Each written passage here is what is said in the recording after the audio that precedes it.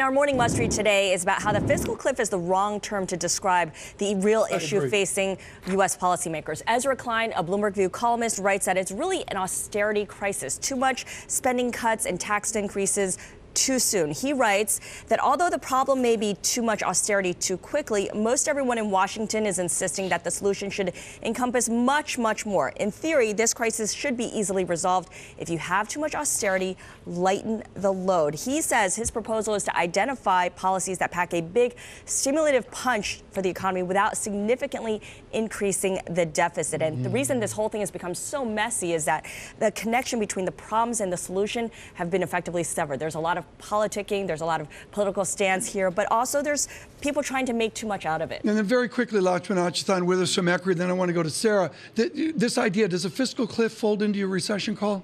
No, not really. I mean, the recession, we're arguing, began in the middle of 2012 already. So people think that they need a shock to have a recession. That's why the focus on the fiscal cliff.